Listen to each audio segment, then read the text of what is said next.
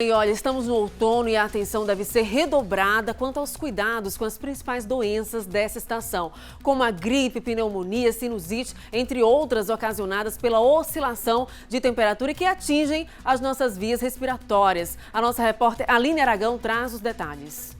Olá, isso mesmo. Nessa época do ano, como você falou, por conta dessa mudança de temperatura, a gente traz sempre informações sobre problemas virais, problemas respiratórios. Costuma aumentar o número de casos desses problemas. Para falar sobre o assunto, eu converso com o médico pneumologista, Dr. Saulo Maia, que já está aqui comigo. A gente observou, Dr. Saulo, o ano passado, uma redução, pelo menos nas urgências pediátricas, de crianças com problemas respiratórios devido a essas novas medidas que a gente passou a adotar para prevenir o coronavírus, acabou prevenindo também contra outras viroses. Isso pode se repetir esse ano? As doenças respiratórias, na sua grande maioria, na maioria esmagadora, são transmitidas pela via aérea, pelo contato com as pessoas, entre as pessoas. Então, nesse período de pandemia, como nós estamos tendo um cuidado maior com aglomerações, uso de máscara e esse distanciamento, logicamente nós não estamos se prevenindo não só contra o coronavírus, mas com todos os outros vírus respiratórios que normalmente acontecem no dia a dia. Mas eu particularmente vi aqui não só para criança, mas para adulto também aqui no consultório, o ano passado, praticamente desapareceram do consultório as infecções respiratórias por vírus sincial respiratório, influenza, parainfluenza e assim por diante.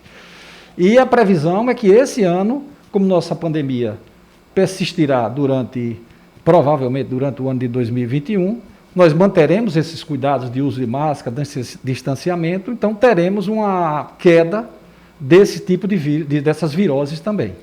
Apesar de vivermos em mais de um ano já de pandemia, a gente ainda trata como um cenário diferente. Então, como fazer para fortalecer o sistema imunológico, se cuidar para prevenir essas viroses, esses problemas respiratórios?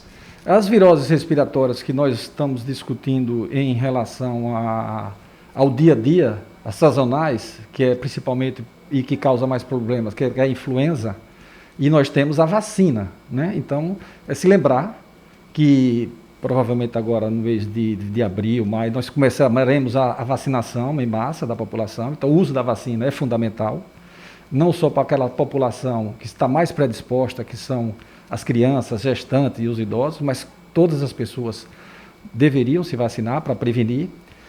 Um hábito de vida saudável, e quando a gente diz hábito de vida saudável, é a alimentação, os vícios, e o que é importantíssimo, a prática esportiva, né? Infelizmente, agora nessa pandemia, houve uma retração da prática esportiva.